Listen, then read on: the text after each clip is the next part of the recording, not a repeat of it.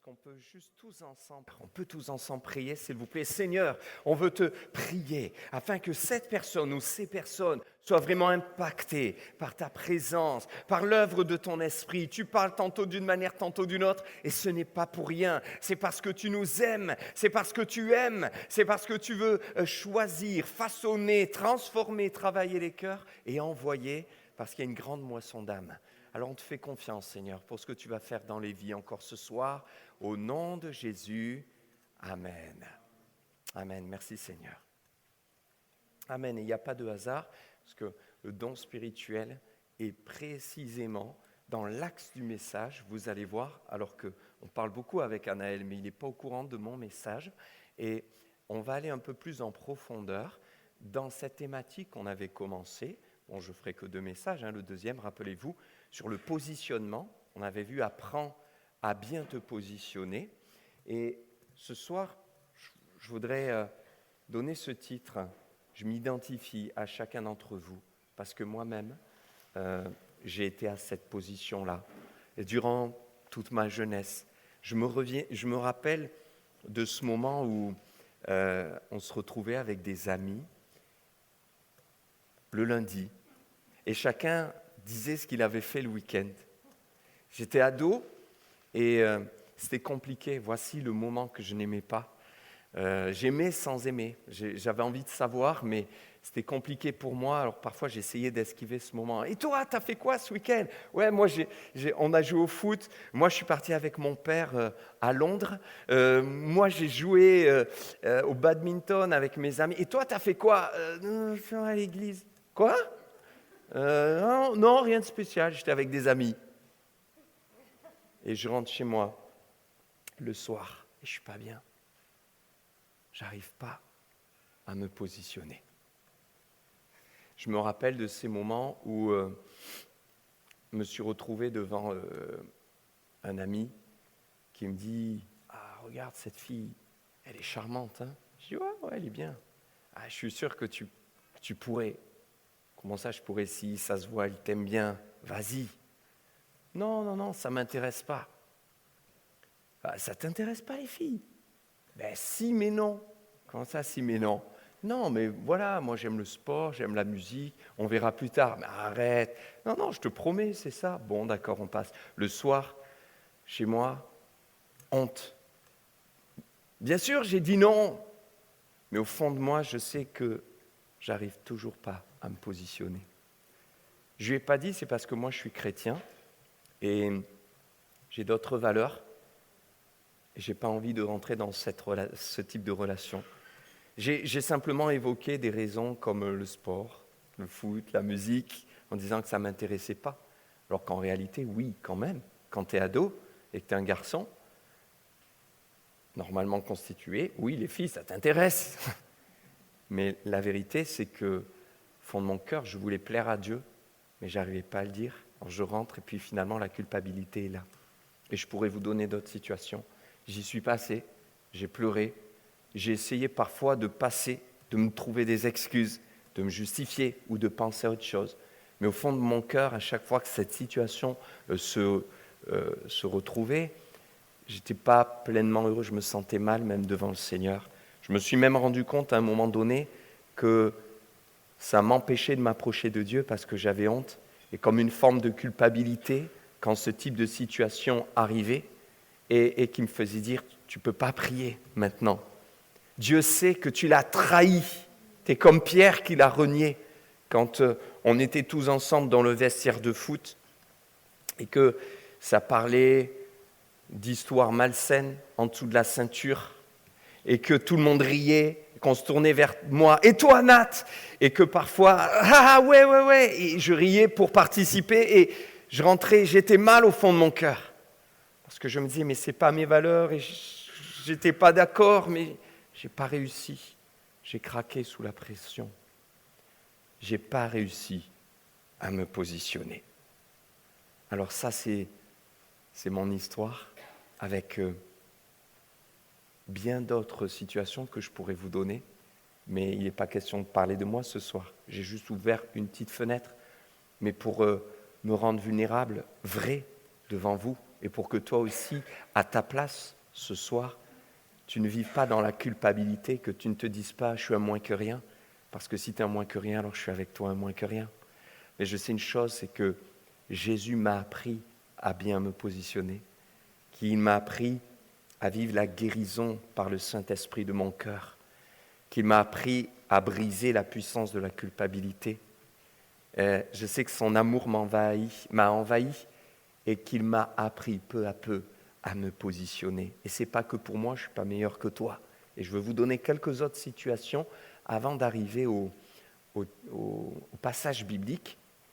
Et j'ai besoin que vous m'aidiez aussi ensuite et qu'on puisse ensemble aussi co-construire un tout petit peu ce message, au moins au début. Première situation, tu es avec des amis et puis il y en a un qui sort du cannabis et ça tourne.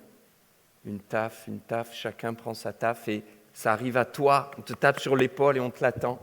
Et tu dis non, c'est bon. Puis on te la redonne. Non, c'est bon, on insiste. Bon, allez, et tu le fais. Tu taffes, tu prends un peu de canne, ça tourne, la soirée se termine, tu rentres et tu es mal au fond de toi. Tu te dis, j'avais pas envie, mais Seigneur, je ne comprends pas. J'arrive pas à me positionner. Deuxième situation, tu es avec des amis et puis ça commence à se moquer des religieux, des gens qui croient en Dieu. On rigole, on se moque et tu es là et tu dis rien de mal, tu écoutes juste, tu fais comme si de rien n'était, tu attends que vite le temps passe et puis dans la journée, ça travaille, ça trotte, ton cœur, tes pensées, tu rentres chez toi et tu n'es pas bien. Tu dis, Seigneur, je n'ai pas défendu ton nom, je n'arrive pas à me positionner, j'ai honte de moi. Autre situation, tu es avec des amis et puis ils ont tous une autre religion. Beaucoup sont musulmans. Alors ça parle, il y a même des expressions qui honorent comme ça leur Dieu, Allah, leur pratique. Et puis toi, tu es là avec tous, alors quelque part, tu craques aussi sous la pression, tu parles comme eux. Et comme si tu étais l'un des leurs. Et tu rentres chez toi et tu dis, en fait, ce n'est pas mon identité, moi je suis à toi, Seigneur. Mais la vérité, si je suis honnête, je n'arrive pas à me positionner. Une autre situation, c'est que tu aimes Dieu. On monte aussi en situation, en âge aussi peut-être. Tu es en couple, tu vas te marier, tu es chrétien, tu aimes Dieu. Et puis là, tes parents arrivent, te parlent. Et puis toi, tu dis, je vais me marier. Qu'est-ce qu'ils viennent encore me dire ce que je dois faire, ce que je ne dois pas faire? Ça commence à monter. Puis tu réagis mal, tu te positionnes mais mal. Tu parles mal, tu t'en veux. Tu ne te comprends pas avec tes parents. Et tu rentres chez toi et tu dis, c'est compliqué, ça trotte, ça rumine, tu as des émotions, tu n'arrives pas à bien te positionner, tu n'arrives pas à trouver ta place. Tu ne comprends pas ce qui se passe. Autre situation, tu es au travail, il y a quelqu'un qui a une attitude qui clairement te gonfle. Tu te dis, je ne supporte pas ce type de tempérament. La personne, elle est là, elle te parle, elle te suit, elle te colle, elle ne te lâche pas. Oui. Au bout d'un moment, tu n'en peux plus. Tu fais un signe à ton collègue de boulot. Ton collègue, il vient, il commence à critiquer cette personne. Puis un autre vient la critiquer. Au bout de 2-3 semaines, vous êtes plusieurs à la critiquer. Puis là, tu commences à rentrer dans ces discussions-là. Tu participes. Ouais, mais c'est vrai, elle est comme ci, elle est comme ça. Elle ne respecte pas, j'en peux plus. Cette personne et l'autre surenchérit. Tu rentres chez toi, tu sens qu'il y a un malaise. Et là, tu te rends compte que tu craques sous la pression. Et si tu es honnête, tu dis, en fait, Seigneur, je devrais dire que je suis chrétien, je ne devrais pas participer à ça. La vérité, c'est que je n'arrive pas à me positionner. Et tu continues à participer. Tu n'arrives pas à te positionner en disant aux autres, écoutez, non, On ne va pas lui parler de mal comme ça d'elle. On ne va pas lui faire ce coup en douce. Écoutez, moi, je ne suis pas d'accord. Tu sais que les autres autour te diraient quoi? Attends, tu tournes ta veste? Mais qu'est-ce que tu racontes? Et tu n'as pas envie de ça. J'arrive pas à me positionner. Allez, je m'arrête là, mais on pourrait citer encore d'autres situations. J'ai juste eu à cœur cela. Je vous le lance comme ça. Maintenant, j'ai besoin de vous, je vous l'ai dit, 2-3 minutes, rapidement. On va se poser ensemble la question, pourquoi je craque? Alors, quelles pourraient être les raisons qui poussent une personne à craquer sous la pression et à ne pas réussir à se positionner? On y va? Aidez-moi. Alors, la pression, la pression, pardon? Voilà. Alors, c'est pas tout ça. Le regard des autres, la peur du regard des autres. Oui? Caroline, tu disais la même chose? Les émotions. Alors, les émotions. Est-ce que les émotions me font craquer? Ça va être plus précisément, ça va être quoi? Alors, la peur qui est une émotion. Ouais, exactement. La fatigue, c'est vrai. Je suis fatigué, je me laisse... Il y a d'autres propositions? La honte, j'ai honte. La peur qu'on se moque de nous.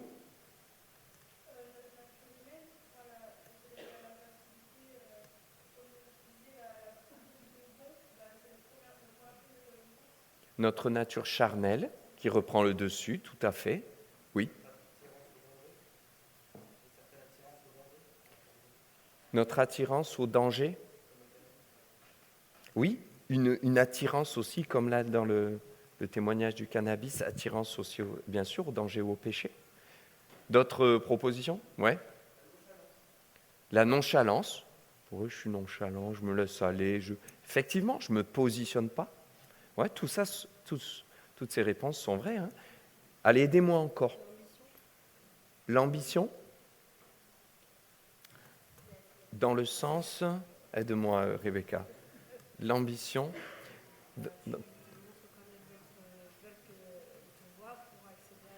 tout à fait,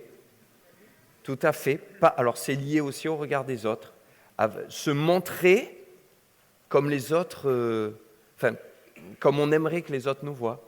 Ouais, l'ambition, le regard des autres, l'apparence, oui.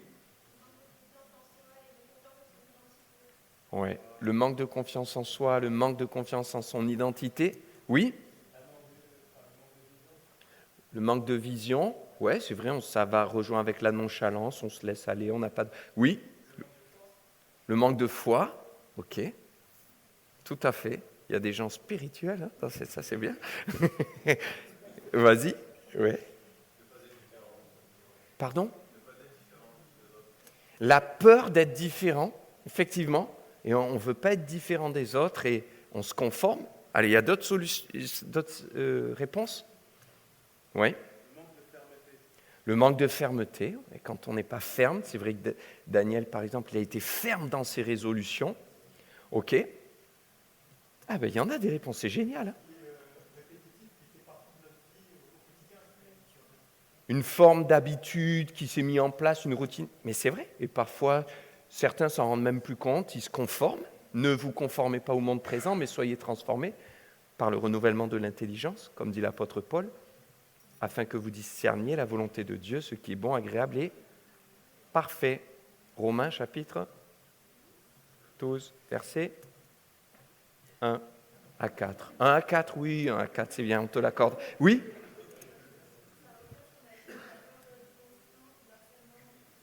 Oui, la peur des conséquences, la peur d'être harcelé, la peur de se faire moquer. Oui, il y a d'autres mauvaises influences, l'influence de l'entourage, ok. La trahison, c'est-à-dire quand on est trahi pour se venger.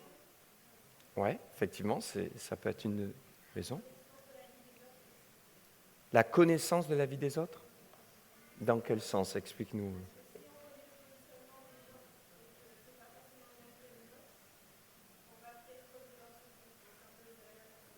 Ça rejoint se conformer, oui, mais c'est vrai, je connais les autres, j'ai pas envie qu'on me juge, j'ai peur, hop, je me conforme. Effectivement, on retrouve le même mécanisme. Oui.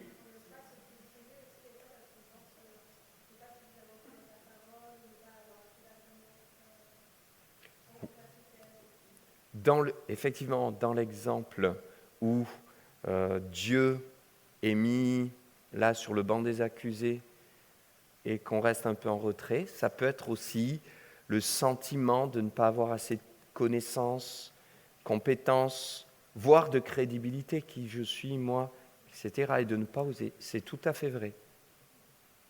Oui.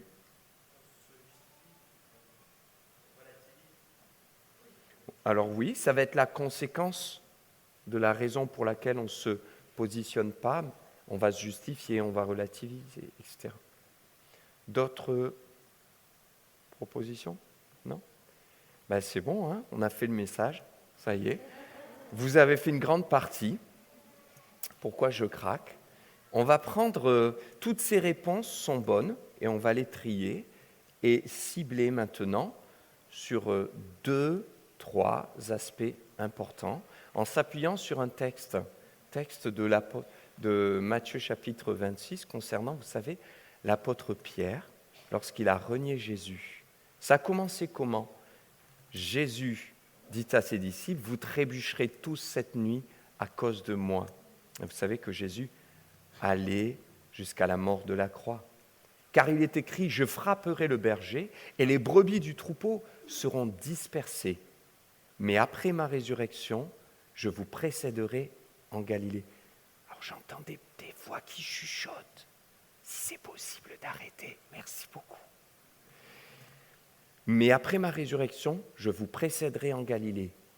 Pierre prit la parole et lui dit, même si tous trébuchent à cause de toi, ce ne sera jamais mon cas. J'entends encore chuchoter. S'il vous plaît. Jésus lui dit, je te le dis en vérité, cette nuit même, avant que le coq chante, 3 fois tu me renieras. Pierre lui répondit, mais même s'il me faut mourir avec toi, je ne te renierai pas. Et tous les disciples dirent la même chose. Et ça s'arrête là. Ok. Retenez bien ce passage. Maintenant, on va un peu plus loin au verset 69. Voici ce qui va se passer. Alors la journée a continué, le temps a passé. Et parfois, après nos confessions très spirituelles, le temps passe et on oublie. Et la situation arrive et on a oublié ce qu'on a dit. Pierre était assis dehors dans la cour. Une servante s'approcha de lui et lui dit « Toi aussi, tu étais avec Jésus le Galiléen !» À ce moment-là, Jésus est ballotté, on commence à l'accuser. La nuit approche et on va lui faire un faux procès, puis ensuite le crucifier. Donc on est à ce moment où ça devient compliqué, la tension est à son comble. Et cette servante lui dit « Mais toi aussi, tu es Galiléen !» Mais il le nia devant tous en disant « Je ne sais pas ce que tu veux dire !» Et comme il se dirigeait vers la porte, une autre servante le vit et dit à ceux qui se trouvaient là « Mais cet homme aussi était avec Jésus de Nazareth. » Il le nia de nouveau. Et en plus, avec serment, il a commencé à jurer. Ça commence à se gâter là. Je ne connais pas cet homme. Aujourd'hui, on dirait, je te jure. Je le jure sur la vie de ma mère. Je ne le connais pas. Non, mais aujourd'hui, ce serait ça. Je l'ai transposé en langage contemporain. Voilà. Nous, on disait, quand on était ado, on disait « Wallah !» On disait ça, tu vois. Voilà, je te promets, je te jure et tout. En plus, alors, je ne connais pas cet homme. Peu après, ceux qui étaient là s'approchèrent et dirent à Pierre, mais certainement toi aussi tu fais partie de ces gens-là, car ton langage te fait reconnaître. Alors il se mit à jurer en lançant des malédictions. Je ne connais pas cet homme. Aussitôt, un coq chanta. Pierre se souvint alors de ce que Jésus lui avait dit. Avant que le coq chante, tu me renieras 3 fois. Il sortit et pleura amèrement. Waouh! C'est chaud, hein? Alors écoutez, tout ce que vous avez dit est important parce que ce sont des réponses du vécu et il faut les retenir. Maintenant, j'aimerais nous concentrer sur cette réalité. Le manque d'humilité te fera craquer sous la pression et t'amènera à dire « j'arrive pas, toujours pas à me positionner ». J'ai mis le manque d'humilité, j'ai beaucoup réfléchi et j'ai pas mis l'orgueil. Alors bien sûr, vous allez me dire c'est la même chose. Mais souvent, vous savez, quand on regarde quelqu'un, on dit c'est un orgueilleux, c'est un peu comme si on le qualifiait d'une manière totale. C'est un orgueilleux. Mais la réalité, c'est qu'on manque tous un peu d'humilité. C'est vrai ou pas? Donc ça veut dire qu'on a tous un peu d'orgueil. Et être orgueilleux et manquer d'humilité, c'est pas forcément être un gros orgueilleux où ça se voit de loin. C'est parfois beaucoup plus subtil que ce qu'on peut imaginer. Et le Seigneur veut nous mettre en garde parce que l'humilité précède la gloire, mais l'orgueil précède la chute. Et Pierre a chuté. Et le Seigneur veut t'aider. Alors il te dit, veille à l'humilité parce que le manque d'humilité te fera craquer. C'est un des éléments déjà essentiels. Reprenons le texte d'une manière très simple. Au début, qu'est-ce que Pierre a dit à Jésus? Vous vous rappelez?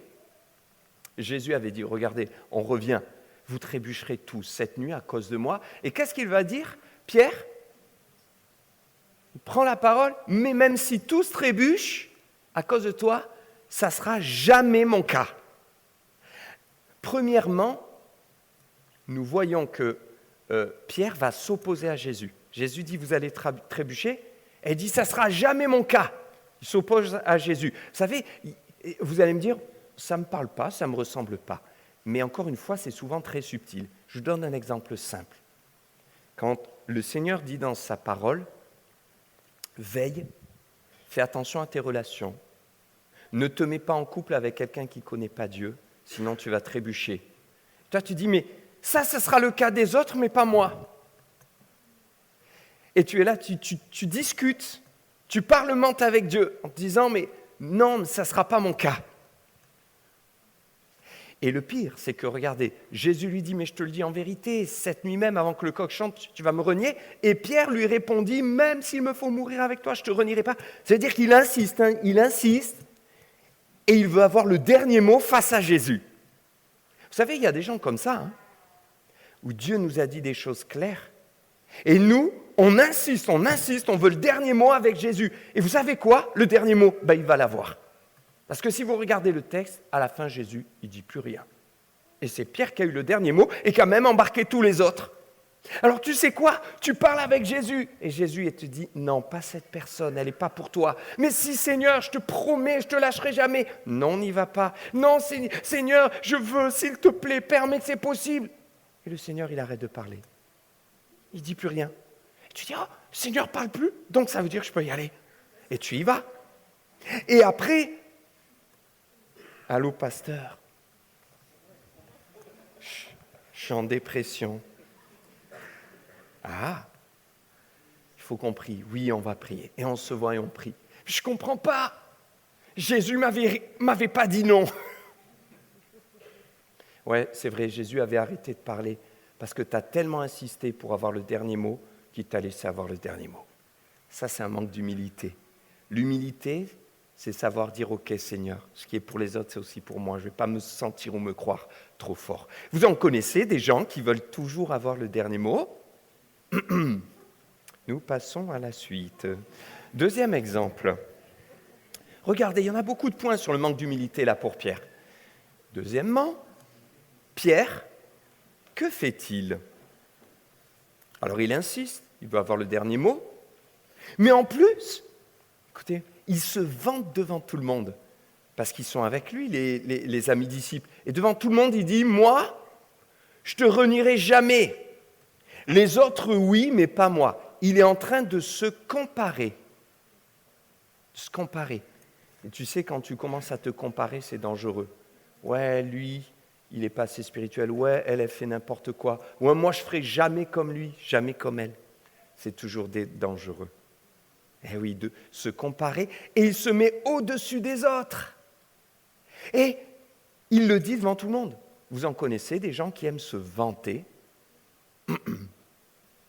devant tout le monde. Manque d'humilité. Et quelqu'un pourrait dire, ouais, mais il a voulu avoir de la foi en disant, moi je ne t'abandonnerai pas, je ne te lâcherai pas, Jésus, etc. Mais voyez, il y a une différence entre l'humilité qui dit, Seigneur, quoi? Tu as dit qu'on va trébucher? Je t'en supplie, aide-nous. Je vais prier. Non, je ne veux pas trébucher. Non, je ne trébucherai pas parce que je vais prier. Je vais m'attendre à toi parce que tu es ma force. Ça, c'est la foi. Mais dire, quoi? Oui, ok, les autres, ils peuvent trébucher, mais moi, jamais. Ça, c'est un manque d'humilité. Moi, j'ai connu une jeune fille qui, un jour, avait jugé une autre du groupe de jeunesse qui était partie se mettre en couple avec quelqu'un qui ne connaît pas Dieu. Et je lui ai dit, tu sais, il ne faut pas juger, il faut prier pour elle, simplement. Tu verras, et le Seigneur peut permettre qu'elle revienne. Ah non, mais moi, jamais je ferai un truc pareil. Et quelques années après, la souffrance du célibat l'a gagnée, et elle est venue. Toc, toc, toc, je peux te parler, Nathanaël? Oui. Écoute, voilà, je suis avec quelqu'un. D'accord, mais pourquoi tu es si triste? Il ne connaît pas Dieu. Ah, ok. Qu'est-ce que j'ai fait? Je ne l'ai pas jeté, je ne l'ai pas mis à la porte, je ne l'ai pas jugé. Je lui ai simplement dit, tu me le dis pourquoi? Quel est ton besoin? Et puis on a échangé, on a prié.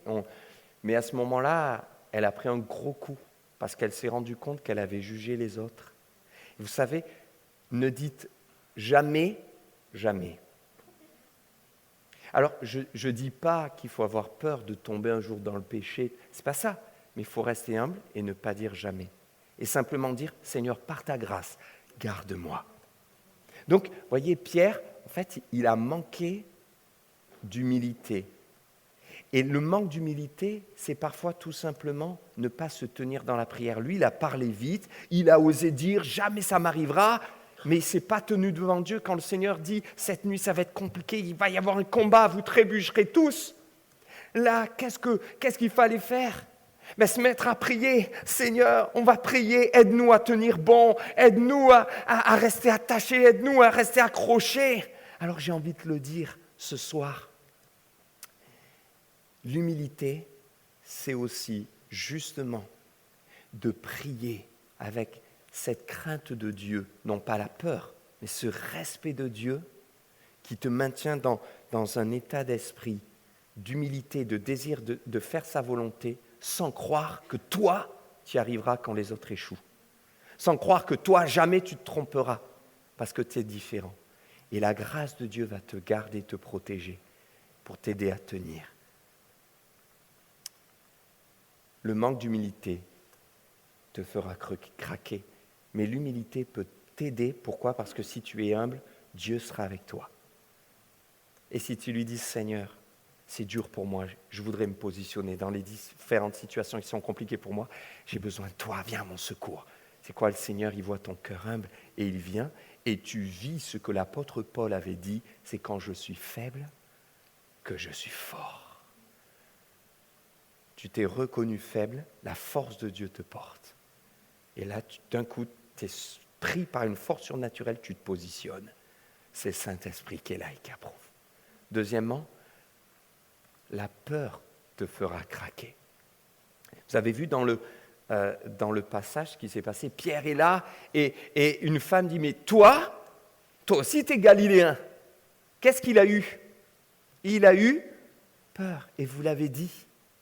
Et la peur va générer en toi toutes ces sensations, ces émotions dont on a parlé tout à l'heure, et vous l'avez dit, qui vont t'amener parfois à dire l'inverse de ce que tu es, l'inverse de ce que tu penses, l'inverse de ce que tu as proclamé devant Dieu, la peur. Et le diable vient avec son âme qui est la peur. Pour faire une chose, c'est détruire ta foi et t'empêcher de te positionner. La peur te fera craquer. Pierre a eu peur du qu'en dira-t-on, peur qu'on le juge, peur qu'on l'associe à Jésus, peur peut-être de souffrir. Et il y a peut-être quelqu'un qui est dans cette salle et c'est compliqué pour toi de te positionner pour Jésus, tu as peur de souffrir.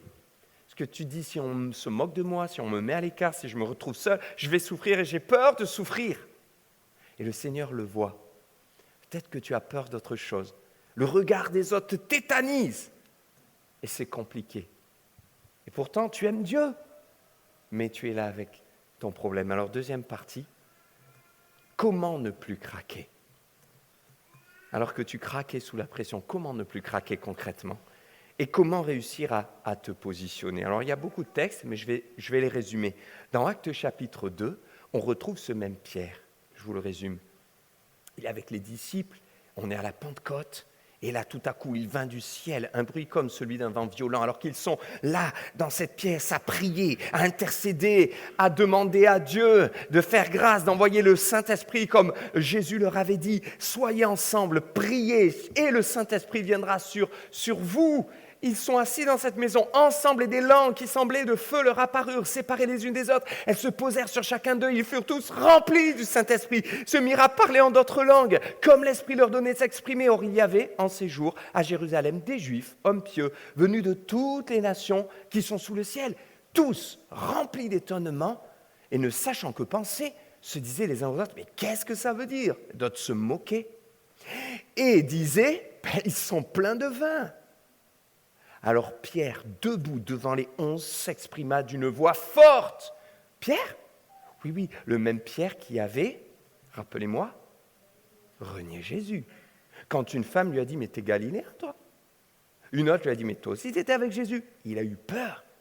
Sous la pression, il a craqué. Il n'a pas réussi à se positionner et il a renié Jésus. Et là, il y a une multitude de personnes. On se moque et Pierre se tient debout. Il s'exprime d'une voix forte. En ces termes, hommes de Judée, et vous tous qui séjournez à Jérusalem, comprenez ce qui se passe, prêtez l'oreille à mes paroles. Ces gens ne sont pas ivres, comme vous le supposez, car il est 9 heures du matin. Mais maintenant se réalise ce qu'a dit le prophète Joël dans la Torah, dans la Bible, dans l'Ancienne Alliance, pas dans la Torah. Dans les derniers jours, dit Dieu, je déverserai de mon esprit sur tout être humain. Oh, vos fils et vos filles prophétiseront, vos jeunes gens auront des visions et vos vieillards auront des rêves, des songes. Alors, je vais plus loin. Au verset 36, il termine comme ça, que toute la communauté d'Israël sache donc avec certitude que Dieu a fait Seigneur et Messie ce Jésus que vous avez crucifié. Sachez que dans le Nouveau Testament, il y a énormément d'allusions à l'Ancien Testament et de citations aussi de l'Ancien Testament. Vous avez crucifié. Vous imaginez l'aplomb qu'il a? C'est plus le même homme, qui est d'accord? Et après avoir entendu ce discours, ils eurent le cœur vivement touché. Ouais, il s'est passé quelque chose. Ce qui s'est passé, c'est qu'ils ont été baptisés du Saint-Esprit. Et ouais, ils ont été remplis du Saint-Esprit et Pierre n'a plus été le même. Ok, rempli du Saint-Esprit. Le Saint-Esprit te donne de l'assurance, de la force. Et on a un Pierre avant le baptême du Saint-Esprit et un Pierre après le baptême du Saint-Esprit. Ce n'est pas le même. Sur ce point, conclusion simple, tu as besoin d'être rempli du Saint-Esprit pour être rempli d'assurance, pour bien te positionner, pour ne plus craquer sous la pression. Peut-être que tout simplement ce soir, plusieurs ont besoin d'être renouvelés dans ce baptême du Saint-Esprit, renouvelés dans cette vie de l'Esprit, d'être remplis, d'être immergés, inondés, que le Saint-Esprit vienne à nouveau te toucher, te visiter, parler à ton cœur dans la présence de Dieu, te donner des forces nouvelles, une assurance nouvelle. Et ça, c'est ce que Dieu veut faire et il dit que cette promesse, elle est pour tous. Et je voudrais vous encourager à ça. Et le dernier point, ça c'est le premier point en conclusion, comment ne pas craquer? En fait, être renouvelé dans le Saint-Esprit, déjà. Mais, il y a un pont qui nous manque entre le moment où Pierre a renié Jésus et le moment où Pierre a proclamé Jésus à la Pentecôte. Quel est ce pont? C'est que cette histoire de reniement n'était pas réglée. Avant de le remplir de force, d'assurance du Saint-Esprit, Jésus est allé vers lui. Ça, c'est Jean 21. En fait, j'ai mis beaucoup de textes, mais on va les résumer. Vous savez ce que Jésus va faire? Il va commencer un travail de guérison intérieure de son cœur. Parce que, vous savez, quand vous avez affirmé à haute voix devant tout le monde, « Tous vont te renier, pas moi !» et qu'après vous avez renié le Seigneur, vous prenez un coup, mais un gros coup, au moral et à la confiance en soi. Mais voyez le problème, c'est qu'au début, Pierre, de l'assurance, il en avait. On ne parle pas d'un homme qui manquait d'assurance, d'aplomb. Pierre, quand il était avec Jésus, c'était celui qui parlait toujours trop vite. Il avait beaucoup d'assurance. Il était très spontané, impulsif. Ça, c'était Pierre. Il avait de l'assurance, il avait confiance, mais sa confiance en lui était mal positionnée. Sa confiance était basée sur une confiance en lui charnelle. Et à la Pentecôte, Dieu va lui donner une confiance en lui, parce que Dieu nous donne confiance en nous, mais une confiance en lui spirituelle, c'est-à-dire pas basée sur ses propres forces. Vous vous rappelez, quand il a renié, il a dit « Moi, jamais je ne t'abandonnerai ». Et puis, il n'a pas prié, il s'appuyait sur lui. Il n'a pas dit « Seigneur, je te supplie, aide-moi, je vais tenir ». Mais à la Pentecôte, c'est plus le même. Ce n'est pas un gars qui est plein de son ego, plein de lui-même. C'est un gars qui est humble. Il a confiance en lui, mais pourquoi ? Parce que d'abord, il a eu confiance en Dieu. Renouvelé dans sa confiance en Dieu, c'est Dieu qui lui donne confiance en lui. Et là, ça devient un positionnement qui est sain, qui est ajusté, qui est spirituel, et une assurance qui vient de Dieu. Mais pour cela, il fallait d'abord que le Seigneur guérisse son cœur, parce qu'il y avait la culpabilité qui était là. Et c'est pour ça qu'on a parlé aussi de la culpabilité. La peur, la culpabilité. Et peut-être que quelqu'un est là, et je l'ai dit tout à l'heure, le don spirituel en parlait. Peut-être que c'est une blessure qui est restée gravée dans ton cœur. Et toi, tu le vois comme une trace qui s'en ira jamais. Tu le vois comme un obstacle à servir Dieu et à devenir qui il veut que tu sois. Alors que le Seigneur te dit, tu vois, l'apôtre Pierre n'aurait jamais été ce Pierre qui va devenir un grand apôtre, qui va écrire des lettres, s'il n'était pas passé aussi par ce chemin. Parce qu'en passant par ce chemin, son orgueil va être brisé. Et quand tu le retrouves après la Pentecôte, c'est un homme plein d'amour, plein de grâce, qui est capable d'aller chez un non-païen, un non-juif, chez un païen. À l'époque, ça ne se fait pas pour un juif. C'est comme une abomination, mais le Seigneur le choisit, lui, parce que c'est quelqu'un qui a vécu ce qu'il a vécu. Et quand tu t'es déçu terriblement, le Seigneur vient et guérit ton cœur. Et te dit, je vais me servir de toi. Mais tu sais quoi, maintenant ton cœur sera un cœur plein de grâce et d'amour. Parce que je sais que tu ne jugeras pas les autres, tu te rappelleras d'où tu viens et d'où je t'ai tiré. Mais avant, Pierre n'était pas capable de ça. Comment est-ce que le Seigneur a guéri son cœur ? On arrive sur la fin du message. Après cela, Jésus se montra encore aux disciples. Je m'arrête là. Regardez, Jésus se montre aux disciples. Quand quelqu'un te fait terriblement du mal, quand ton meilleur ami t'a trahi, qu'est-ce que tu fais ? Généralement, tu fuis, tu boudes. Je suis gentil, boudé. Tu bloques Insta, tu le bloques sur Snapchat, tu le bloques sur TikTok, tu le bloques partout. Et tu dis, je ne veux plus lui parler. Qu'est-ce que Jésus fait ? Jésus est trahi par son ami qui lui avait dit, jamais je te trahirai. Et que fait Jésus ? Il se montre. Il y va. Tu vois, Jésus, il est différent. Voilà comment Jésus guérit les cœurs. Il te montre qu'il n'est pas comme les autres. Il est Dieu. Alors, il va vers eux. Qu'est-ce qu'il fait ensuite ? Allez, moi, je vous le résume. Regardez, il y a trop de texte. Je vous le résume. Il leur prépare un barbecue. Mais c'est vrai, lisez le texte, Jean chapitre 21 sur la plage. Des poissons, du pain. Et il leur dit, enfants, n'avez-vous rien à manger ?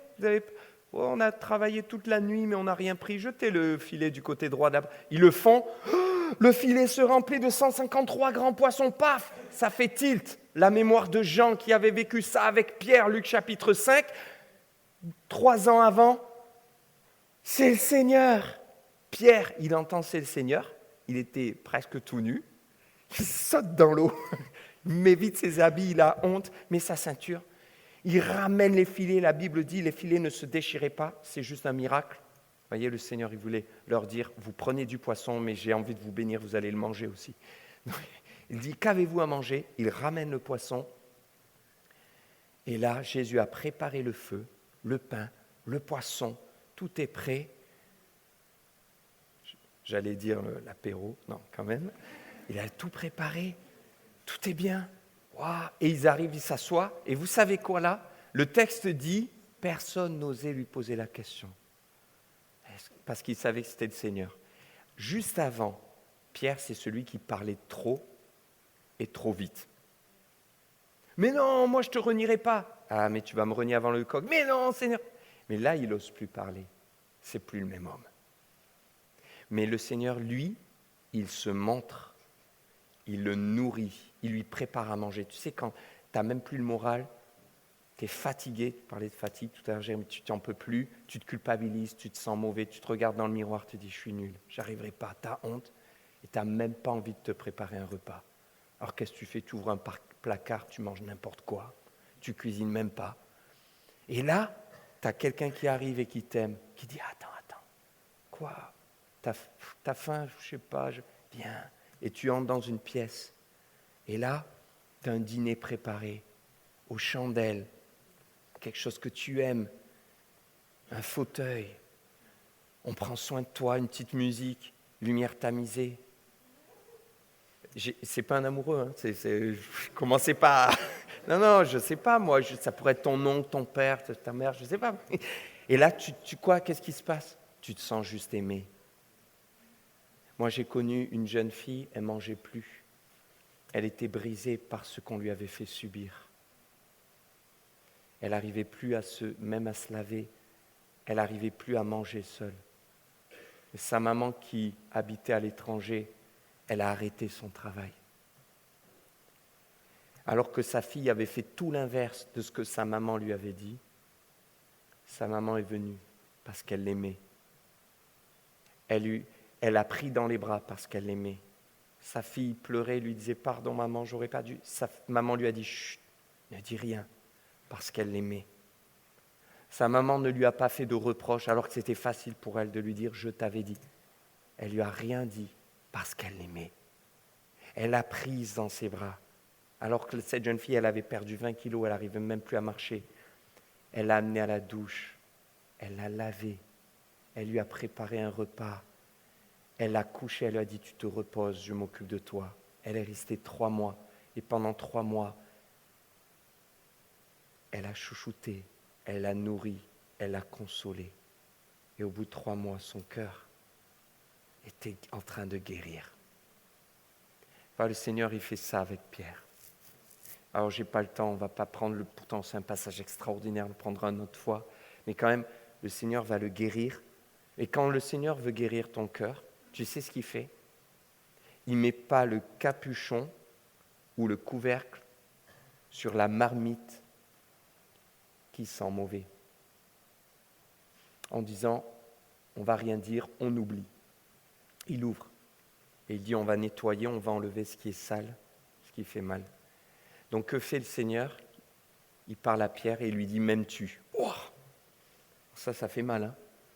Pierre, il vient de trahir le Seigneur, il n'ose même plus parler, il a honte, c'est plus le même homme, il a perdu confiance en lui. Et en plus, le Seigneur lui dit, tu m'aimes au fait? Il n'est pas gaillard là, Pierre, hein? Alors il lui dit, j'ai de l'affection pour toi. 2e fois, m'aimes-tu? 3e fois, m'aimes-tu? Ah là là, ah Seigneur, tu sais toutes choses. En fait, les 3 fois où Jésus lui dit, m'aimes-tu? Renvoie aux 3 fois où Pierre l'a renié. Le Seigneur est en train de mettre le doigt sur là où ça fait mal, mais pour guérir, tu vois. Donc quand le Seigneur veut te libérer de tes peurs, il veut guérir ton cœur. Et il revient là où ça fait mal. Alors il va te dire, t'as peur, mais t'as peur de quoi? Et là, si tu es honnête, tu vas dire la vérité. J'ai peur que ça ne marche pas. J'ai peur qu'on se moque de moi. J'ai peur du regard des autres. Tu commences à confesser, tu libères ton cœur.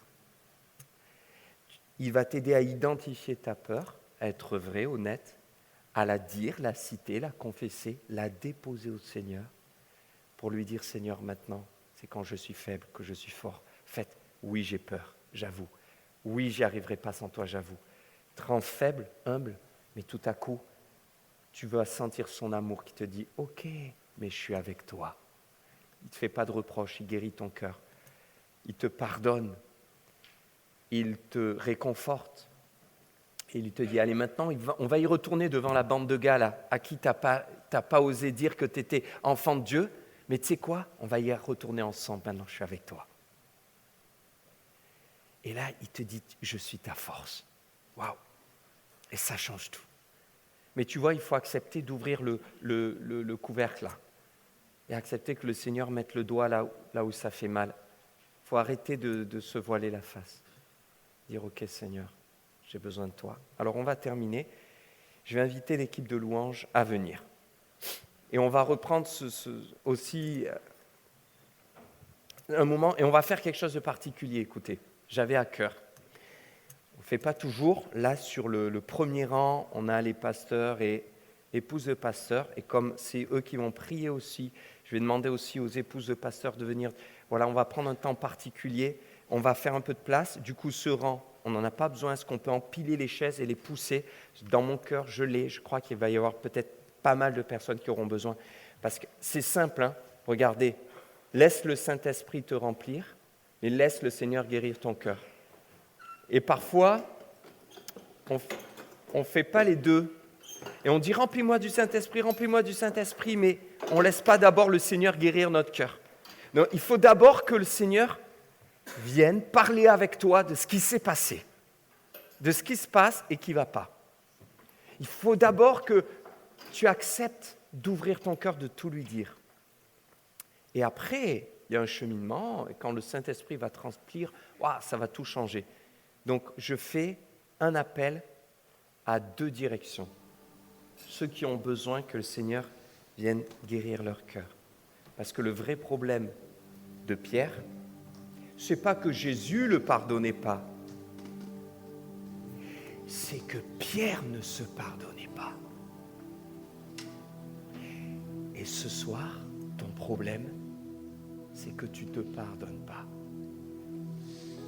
Et pourtant, le Seigneur, il te dit, viens, moi je te pardonne. Et quand tu sens la douce voix du Saint-Esprit te dire, Seigneur t'aime, il te pardonne, ça, c'est un premier pansement spirituel divin qui vient soigner. Quand tu sens le Saint-Esprit te dire, le Jésus t'entoure, allez, il va te nourrir, il va prendre soin de toi, tu as perdu des forces, tu te culpabilises. Regarde, Jésus est là, il va te nourrir. Et commence à travailler. Il nettoie les plaies. Ah, ça fait mal, mais ça te soigne et ça guérit, ça nettoie. Mais il faut accepter. Et comment ça se passe concrètement? Je viens, on prie avec moi, je m'abandonne, je lâche prise. Je me livre, je prends le temps. Et je repense à cette blessure. Je dis, Seigneur, oui, j'ai cette blessure, je l'avoue. Je repense à cette peur, oui, j'ai cette peur, Seigneur, j'avoue. L'amour parfait bannit la peur. Et c'est l'amour parfait du Seigneur qui va bannir ta peur. Je dis, oui, Seigneur, il y a cette culpabilité qui ne s'en va pas, j'arrive pas à me pardonner. Et le Seigneur te dit, mais regarde Pierre, cette trace-là, j'en ai fait ma marque, la marque du Dieu des recommencements. Et de la même manière, ta blessure, Dieu s'en servira pour que tu le serves bien mieux encore que ce que tu peux imaginer. Mais pour cela, il faut lui remettre.